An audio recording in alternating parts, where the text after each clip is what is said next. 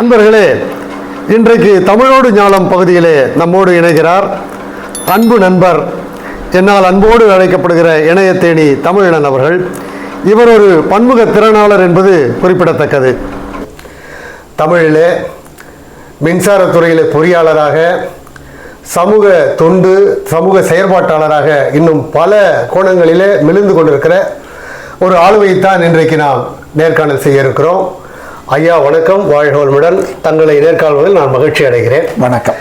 இந்த நிகழ்ச்சியின் தொடக்கமாக எப்பொழுதும் போல நான் எல்லோரையும் கேட்பதுதான், தங்களுடைய சொந்த ஊர், குடும்பம் பற்றி எங்களுக்கு நீங்கள் விளக்கமாக சொல்ல வேண்டும்.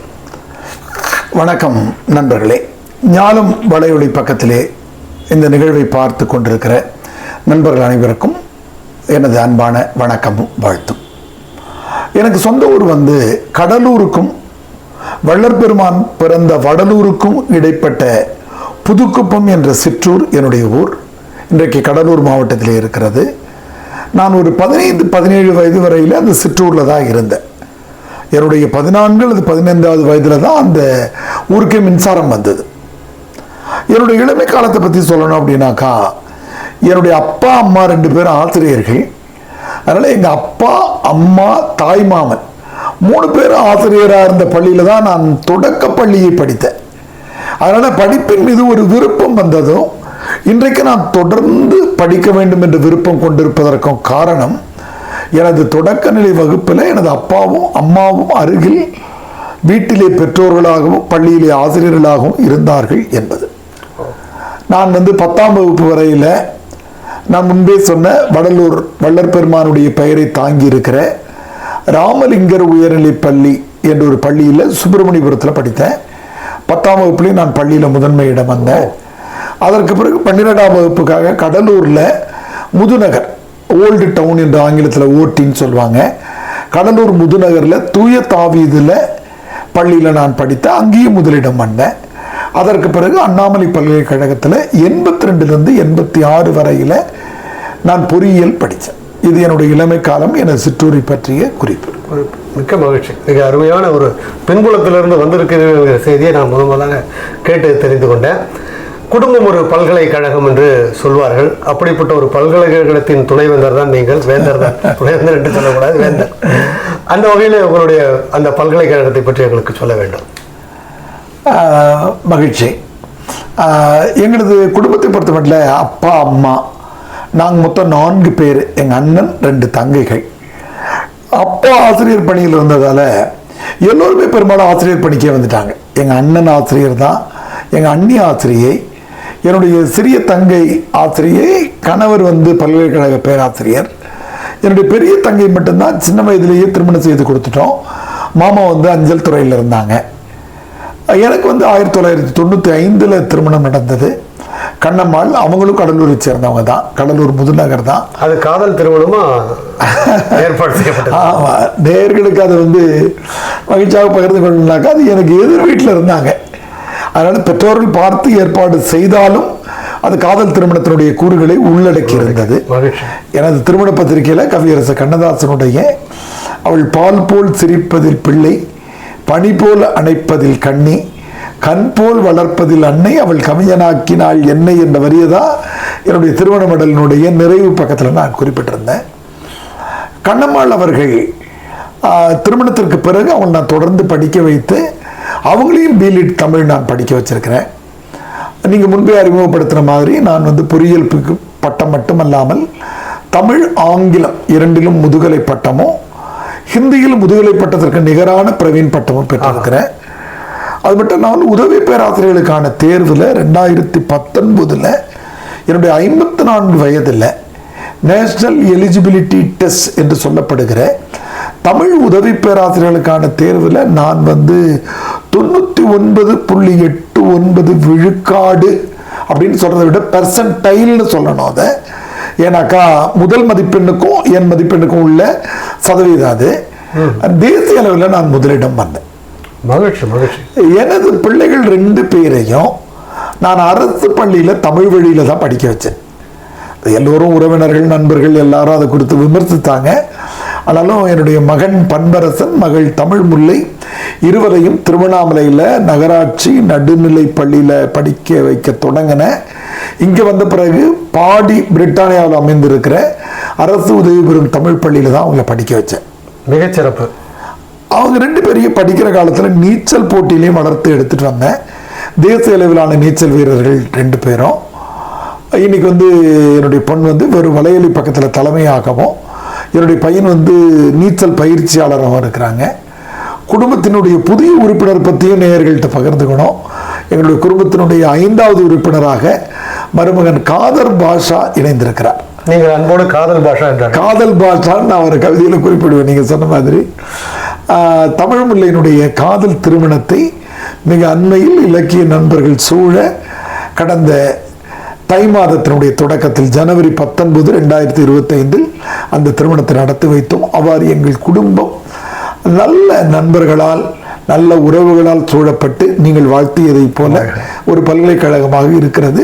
உங்களது அன்பை ஏற்றுக்கொள்கிறேன். மகிழ்ச்சி மகிழ்ச்சி. சம்சாரம் அது மின்சாரம் என்று சொல்வார்கள். சம்சாரத்தை தொட்ட பிறகு மின்சாரத்தை தொட்டீர்களா, மின்சாரத்தை தொட்ட பிறகு சம்சாரத்தை தொட்டீர்களா என்பதை நான் எப்படி கேட்கிறேன் என்றால், மின்சார பணிக்கு நீங்கள் இப்பொழுது மின்சார வாரியத்திற்கு வந்தீர்கள் என்பதை கேட்கிறேன். நல்லது, ரொம்ப மகிழ்ச்சி. ஏன்னா நீங்கள் வெண்பாவெல்லாம் வெடி வைத்து எழுதுகிறவர், அதனால் பொடி வைத்தும் பேசுகிறீர்கள் எனக்கு தெரியும் எனக்கு.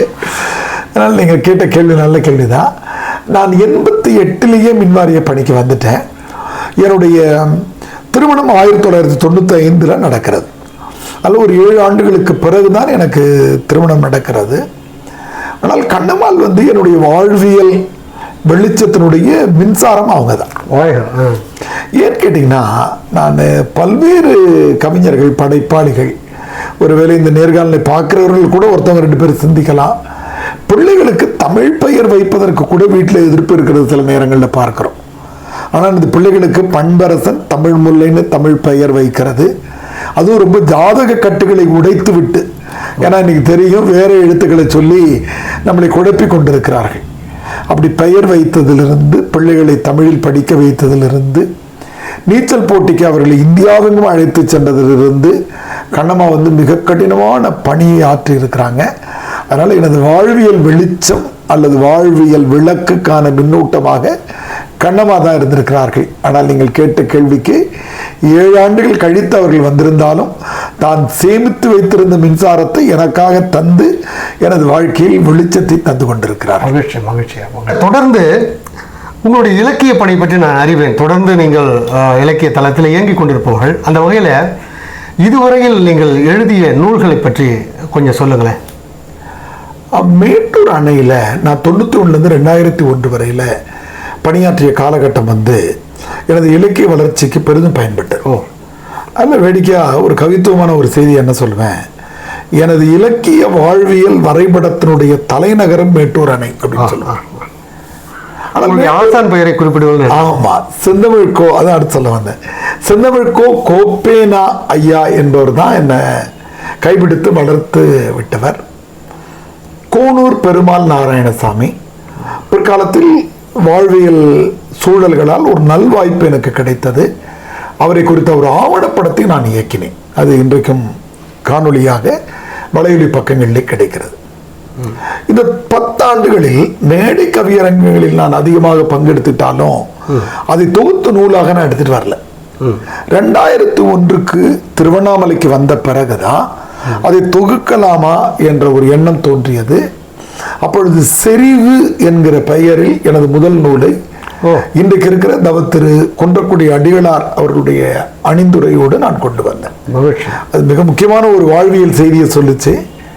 குறிப்பாக இப்போ வந்திருந்த மாமன்னன் படத்தினுடைய கதையினுடைய அடிப்படைன்னு சொல்லலாம், நம்மகிட்ட இருந்து எடுத்தாங்கன்னு சொல்ல, உலகமெங்கும் பலரும் பேசிக் கொண்டிருக்கிற செய்தி.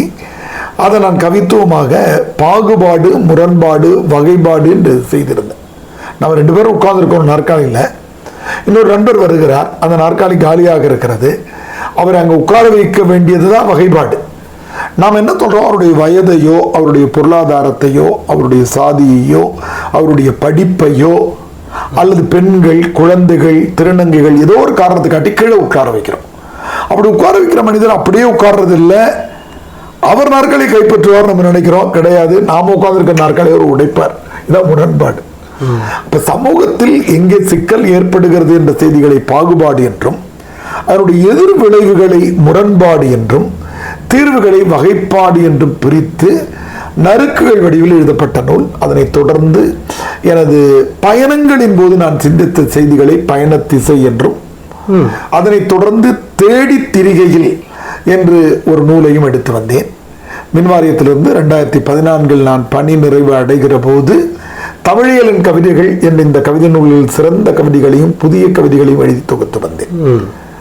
அதன் பிறகு மிக அண்மையில் கொரோனா பெருந்தொற்று காலத்தில் வெண்பா எழுத நான் கற்றுக்கொண்டதும் அதற்கு நீங்கள் வழிகாட்டியதும் உங்களுக்கு நினைவு இருக்கும்.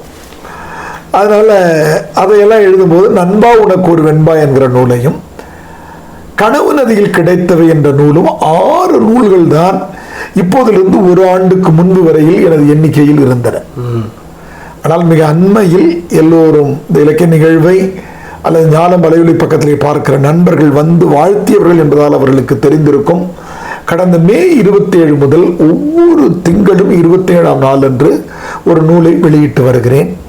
அப்பா 10 என்று எனது தந்தையாரை பற்றிய நினைவுகளை பகிர்ந்து கொண்டுகிற 10 இன்னிசை வெண்பாக்களோடு அந்த பயணம் தொடங்கியது.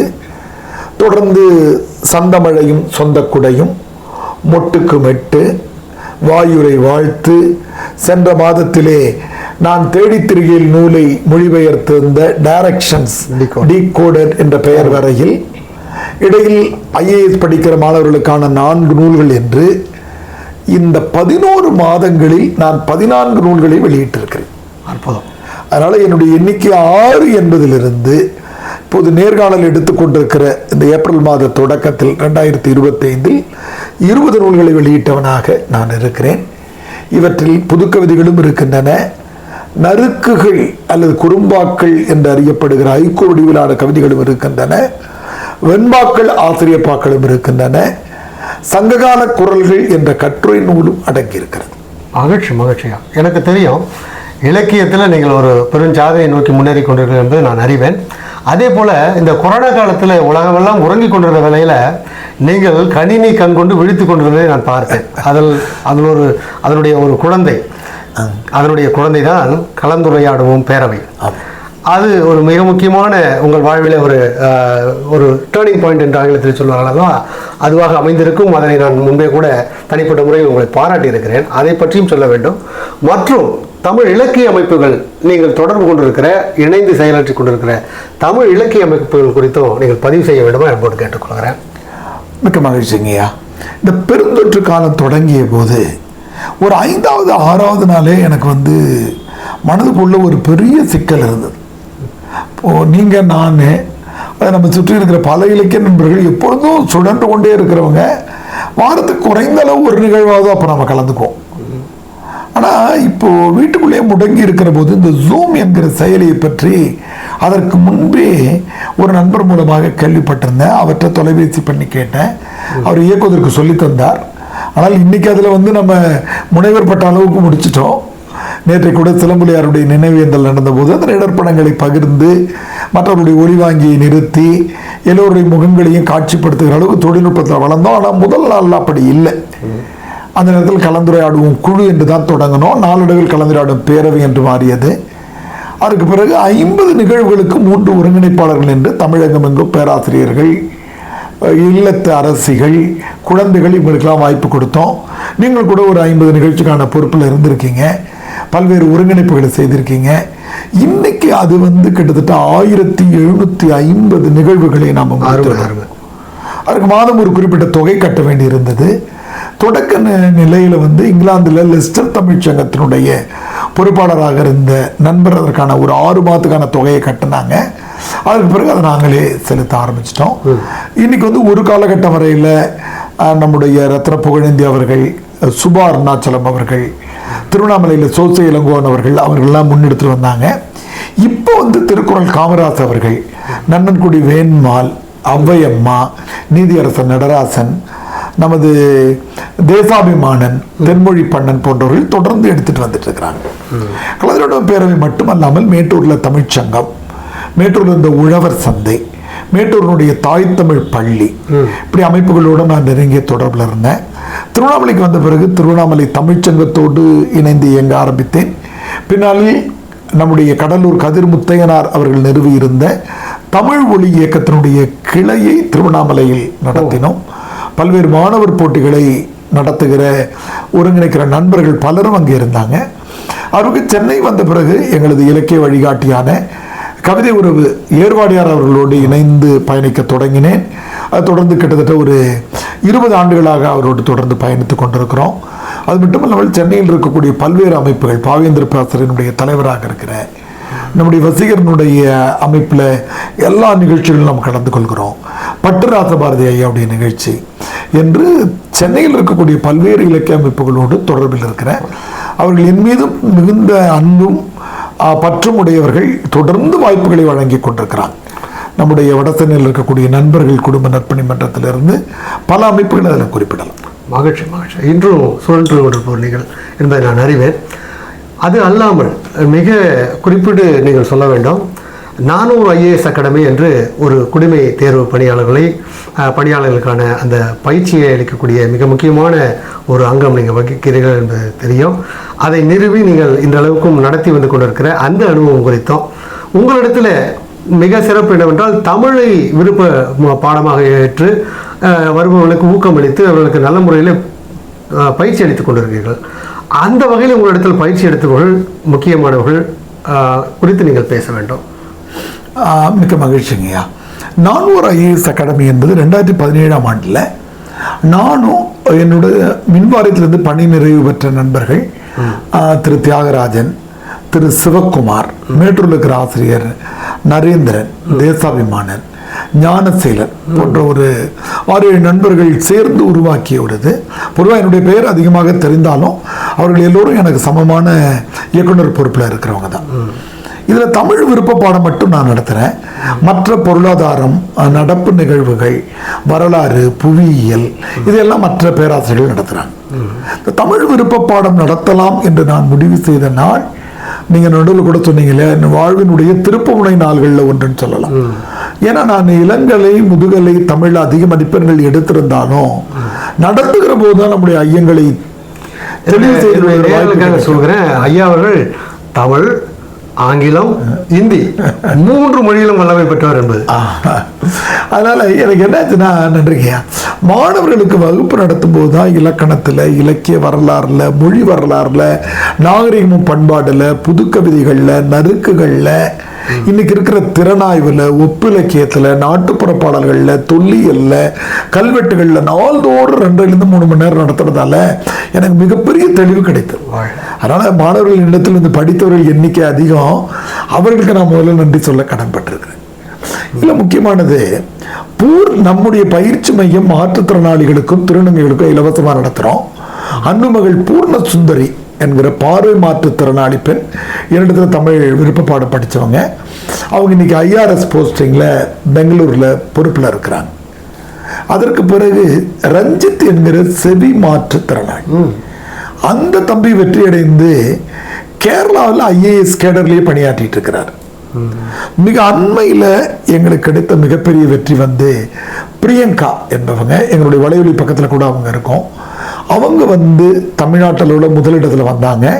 இன்னைக்கு தமிழ்நாட்டிலேயே அவங்க பொறுப்பேற்று ஒசூர் பகுதியில் துணை கலெக்டராக, கடலூர் தான் இப்போ அண்மையில் அவங்களுக்கு திருமணம் நடந்தது. இது போக தமிழ் விருப்ப பாடம் படித்த நண்பர்கள் நீரஜிலிருந்து, நம்முடைய சீர்காழியில் இருக்கிற யுவப்பிரியா DSPயிலிருந்து பல பேர் வெற்றி அடைஞ்சிருக்கிறாங்க. கிண்டியில் வேலைவாய்ப்பு அலுவலகத்தினுடைய டிஸ்ட்ரிக்ட் எம்ப்ளாய்மெண்ட் ஆஃபீஸராக இருக்கிற தீபா என்பவர்கள் கூட என்கிட்ட படித்தவங்க தான்.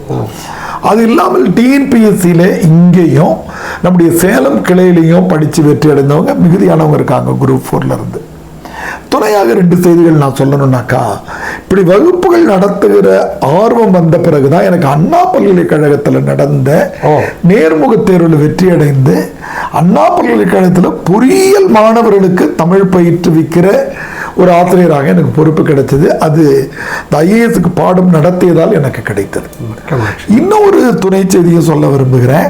இப்படி பயிற்சி மையத்தில் மாற்றுத்திறனாளிகளுக்கு இலவசமாக நடத்துவதை தெரிந்து கொண்டதால் தான் நமது மாண்புமிகு தமிழக முதல்வர் அவர்கள் இன்றைக்கு பல்கலைக்கழகங்கள் வேந்தராக மாறி இருக்கிற அவருக்கு ஞாலம் வலையொலி பக்கத்தின் மூலமாக வாழ்த்துக்களை சொல்லலாம். இப்படி நான் மாற்றுத்திறனாளிகளுக்கு இலவசமாக நடத்துகிறேன் என்பதை அறிந்துதான் மாண்புமிகு தமிழக முதல்வர் எனக்கு மாற்றுத்திறனாளிகள் நலவாரிய உறுப்பினராகவும் பொறுப்பு கொடுத்தார். எனவே இந்த பயிற்சி மையத்தின் வளர்ச்சியும் வெற்றியும் மாணவர்களுக்கு மட்டும் உரியதல்ல, என்னையும் கைப்பிடித்து அழைத்து செல்கிறேன். மிக்க மகிழ்ச்சி. இந்த நேர்காணல் என்பது ஆங்கிலத்தில் சொல்வார்கள் கம்ஃபர்ட் ஜோன் என்று சொல்வார்கள். அதுபோல் இலகுவான ஒரு பயணமாக எனக்கு தனிப்பட்ட முறையில் அமைந்தது. என்று சொன்னால் ஏற்கனவே அறிமுகமானவர், அன்புக்கு உரியவர் என்பதனாலும் இவரை பற்றி பேசுவதற்கு நிறைய செய்திகள் இருக்கிறது என்பதனாலும் இந்த நேர்காணலில் நான் மிக தெளிவாக உங்களிடத்தில் நிறைய கேட்டு பெற்று நீங்களும் கூட தெளிவாக அழகாக எப்பொழுதும் போல இயல்பாக உங்களுடைய செய்திகள் எல்லாம் எடுத்து வைத்தீர்கள். அதற்கு ஞாலம் வலையொலி சார்பாக ஞான ரவிச்சந்திரனாகிய நான் உங்களுக்கு நன்றி கூறி வாழ்த்துதலோடு நிறைவு செய்கிறேன். வாழ்க வளமுடன். மகிழ்ச்சியா. நன்றிங்கய்யா. ஞாலம் வலையொலி பக்கம் என்பது சிறப்பு வாய்ந்தது. ஏன்னு கேட்டால் ஒரு படைப்பாளியாக இருக்கிறவங்க இன்னொரு படைப்பாளியினுடைய தனித்திறன்களையும் படைப்பு இலக்கியங்களையும் அவர்கள் வளர்ந்ததையும் கேட்டு பதிவு செய்யணும்னா அதுக்கு ஒரு மிக பரந்த உள்ளம் வேண்டும். வள்ளுவர் சொல்வார், அழுக்காறு உடையான் கண் ஆக்கம் போன்று இல்லை, ஒழுக்கமிலான் கண் உயர்வு. பொறாமை இருக்கிற மனிதர்கள் வளர மாட்டார்கள் என்று சொல்வார். அப்படின்னா அதனுடைய மாற்று பொருள் என்ன? பொறாமை இல்லாதவர்கள் வளர்ந்து கொண்டே இருப்பார்கள் என்று பொருள். எனவே எந்த அழுக்காரும் இல்லாமல் இயங்கிக் கொண்டிருக்கிற ஞாலம் வலையொலி பக்கமும் அதன் நிறுவனராகிய வெண்பாவில் முத்திரை பதித்து வருகிற ஞால ரவிச்சந்திரன் ஆகிய நீங்களும் மிக பெருவெற்றி அடைவீர்கள். அதற்கு எனது வாழ்த்துக்களையும் நேயர்களின் வாழ்த்துக்களையும் சொல்லி நிறைவு செய்கிறேன். நன்றி. மகிழ்ச்சி.